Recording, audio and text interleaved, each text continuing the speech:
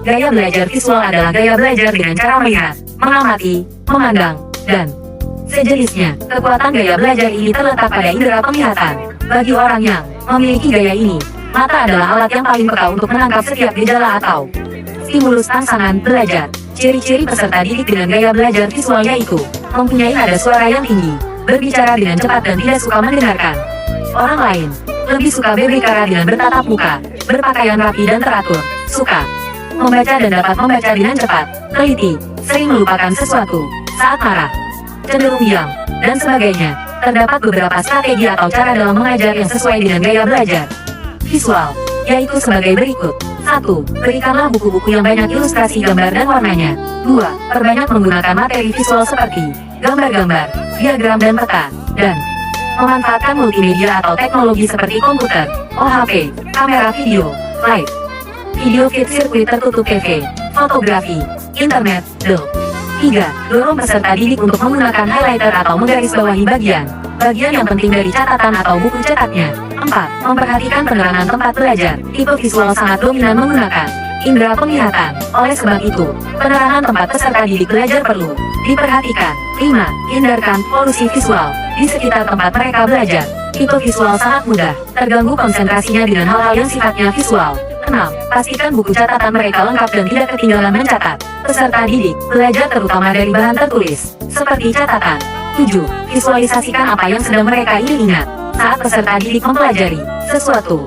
Doronglah mereka untuk membayangkan kejadiannya, tidak hanya mengingat teksnya saja. 8. Mencatat kembali bahan pelajaran. Seorang visual learner cenderung rapi dan suka hal yang singkat dan jelas. 9.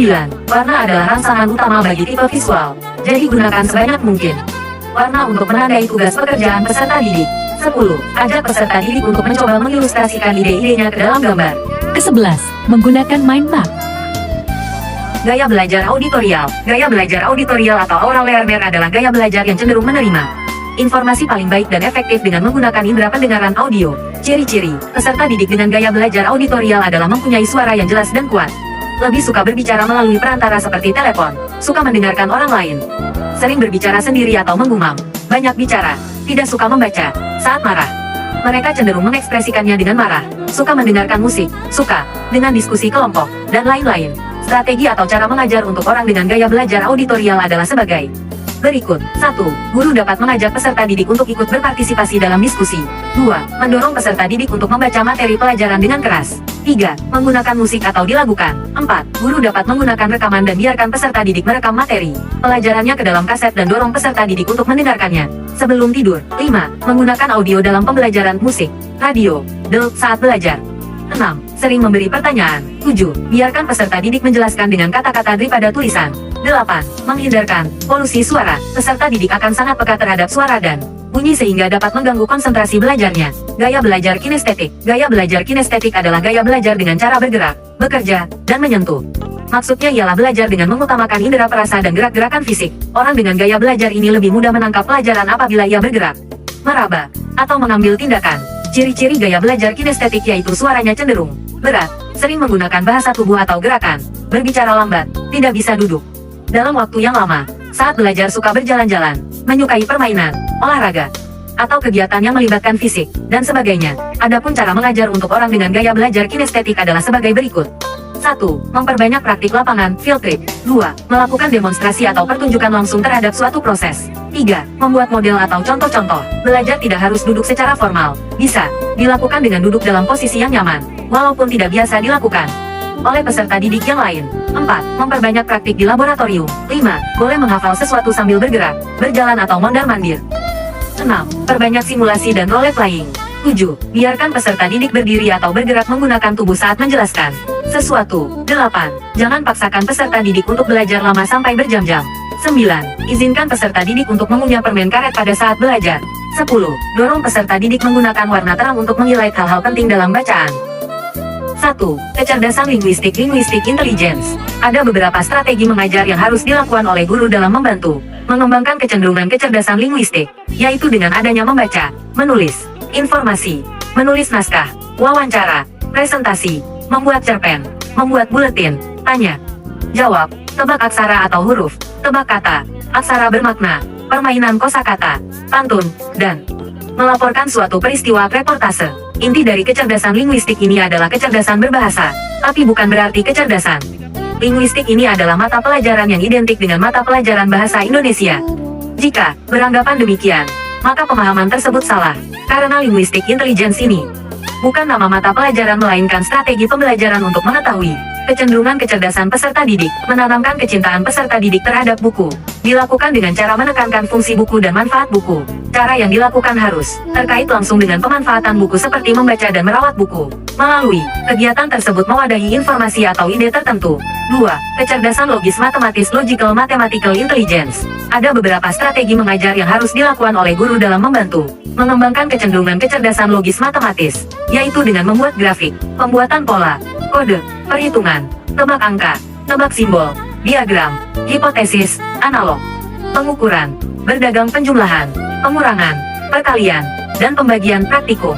Membuat tabel, penalaran ilmiah, klasifikasi, studi kasus, merancang eksperimen, analisis data, membuat pola dalam bentuk data, belajar melalui argumentasi, silogisme, dan menaksir data, prediksi atau perkiraan, sedangkan untuk penggunaan sehari-hari untuk membantu mengembangkan kecerdasan logis, matematis, yaitu dengan cara membaca jadwal pesawat terbang, mengelola anggaran rumah, tangga dan proyeksi pengeluaran gaji bulanan untuk keluarga. Kecerdasan logis matematis tidak termasuk pada penggunaan hanya angka karena terkandung kemampuan hubungan logika, angka numerical reasoning. 3. Kecerdasan visual spasial intelligence. Ada beberapa strategi mengajar yang harus dilakukan oleh guru dalam membantu mengembangkan kecenderungan kecerdasan visual spasial, yaitu dengan visualisasi, pengungkapan ide-ide dengan penglihatan fotografi, dekorasi ruang, desain, penggunaan warna, melukis, sketsa gagasan, metafora warna, pameran lukisan, kaligrafi, mind mapping, gambar peta pikiran, menebak arah putaran benda,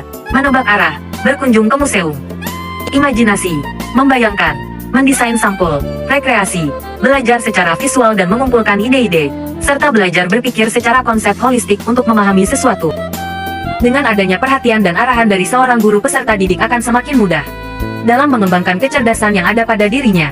Kegiatan ini juga untuk menstimulasi kecerdasan visual spasial berdasarkan komponen inti ataupun indikatornya. Selanjutnya, sebagai tenaga pendidik dapat mengembangkan sendiri kegiatan stimulasi kecerdasan visual spasial pada peserta didik sehingga kecerdasan tersebut dapat dikembangkan secara optimal. Peserta didik belajar secara visual untuk mengumpulkan ide-ide. Mereka lebih berpikir secara konseptual holistik untuk memahami sesuatu. Kemampuan melihat sesuatu di dalam kepala mereka mampu membuat mereka pandai memecahkan masalah atau berkreasi. 4. Kecerdasan musical intelligence. Ada beberapa strategi mengajar yang harus dilakukan oleh guru dalam membantu mengembangkan kecenderungan kecerdasan musikal, yaitu dengan bernyanyi, konser, paduan suara, konduktor pemimpin orkestra, mencipta lagu, mengaransemen lagu, parodi lagu, merancang irama lagu, bersenandung, permainan kuis berpacu dalam melodi, tebak lagu, tebak nada, tebak irama, musik alam, belajar dengan pola-pola musik, dan mempelajari sesuatu melalui identifikasi yang menggunakan panca indera. Iringan musik adalah kunci menuju quantum learning.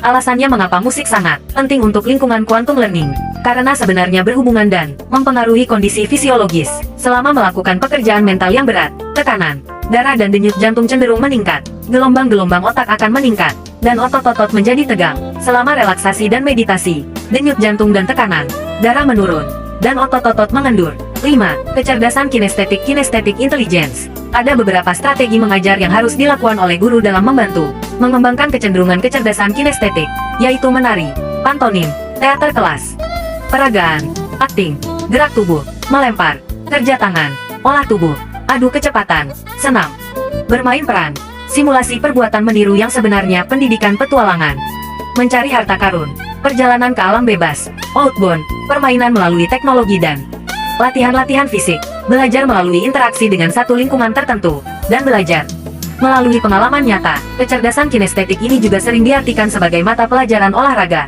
padahal dalam ranah ini adalah ranah kecenderungan kecerdasan olah tubuh atau jasmani, bukan mata pelajaran. Dengan adanya kecerdasan kinestetik, sangat membantu peserta didik dalam proses belajar karena kecerdasan ini cenderung menonjolkan pada kekuatan tubuh dalam beraktivitas secara nyata. Cara tersebut juga bertujuan untuk merangsang kemampuan fisik. 6. Kecerdasan interpersonal intelligence. Bekerja sama untuk melakukan sesuatu yang tidak mungkin, merupakan kalimat yang menunjukkan prinsip kerja kecerdasan interpersonal. Ciri khas seseorang yang memiliki kecerdasan ini biasanya merasa nyaman saat berinteraksi dengan perbedaan yang timbul sehingga dipahami sebagai kesempurnaan interaksi. Berikut ini ada beberapa fakta yang terjadi di dunia yang ada hubungannya dengan lingkungan secara global, yaitu sebagai berikut. A. Menjelang awal abad ke-21, dunia diributkan oleh peningkatan debit air laut akibat mencairnya es di kutub utara. B. Belum lama berselang, bongkahan es serupa peserta didik Gunung Krakatau pecah di kutub selatan dan terbawa arus laut menuju Australia dan Selandia Baru. Para ilmuwan dan peneliti lingkungan melaporkannya sebagai dampak pemanasan global. C. Kebocoran reaktor nuklir PLTN Fukushima akibat gempa dan tsunami yang menghantam wilayah prefektur Fukushima. Hal tersebut memberikan dampak yang sangat luar biasa terhadap lingkungan dan kesehatan. Akibatnya laut di lepas pantai timur Jepang tercemar senyawa radioaktif jenis iodin. D. Terganggunya rantai makanan dengan ditangkapnya burung-burung predator alam, memicu meledaknya populasi ulat bulu yang terjadi di Jawa Timur. E. Kerusakan ekosistem hayati abiotik dan biotik mengundang bencana tanah longsor, banjir, bandang, pemanasan global, ketidakmenentuan masa panen, sampai berakibat pada hal yang tak diinginkan.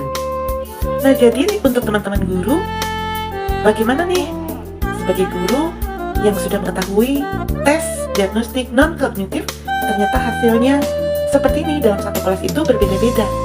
Tugas kita adalah mengelompokkan dengan yang sejenis, misalkan kinestetik.